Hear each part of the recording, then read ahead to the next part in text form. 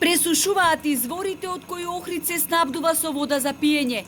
Бидејќи издашноста на летничките извори е мала, а билјанините секнаа, градот се повеќе потребите од водоснабдување ги задоволува со испумпување на вода од Охридското езеро. Ако во септември издашноста на летничките извори била 26 литри во секунда, сега е 18 литри во секунда.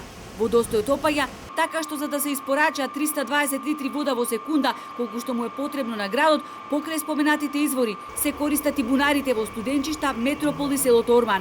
Бидејќи изворската вода не е доволна, принудени сме или да ја користиме езерската вода, или да копаме бунари, вели директорот на јавното претпријатие Водовод. Нема, ќе треба да се барат бунари, скопени бунари, за да се обезбедува вода. Економски неисплатливо е да се црпи вода ако имаме пословен пат вода. Пумпите не оптеретуваат со многу струја, така да не е исплатливо да се користи да се испумпаваат вода од езерото за снабдување на градов.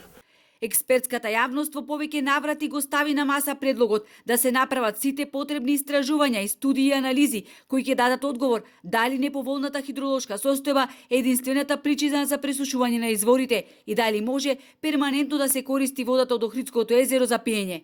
Но колку ова решение е издржано.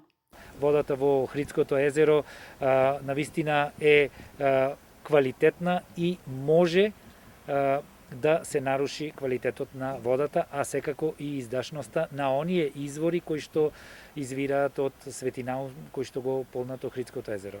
Мислам дека и ќе се наруши и екосистемот и во крајен случај таа вода е богата со органски материи, посебно планктон, која што бара и посебен третман. Постои уште еден проект кој трајно би го решил проблемот во Охрид и Охридско, но никако да се реализира, иако е изготвен уште во 2009 година. Се работи за изворите во село Свиништа, кои имаат голема издашност, но во меѓувреме таму се изградиле 2 мали хидроцентрали, така што овој проект паѓа во вода, а за да се изготви нов, треба време и пари.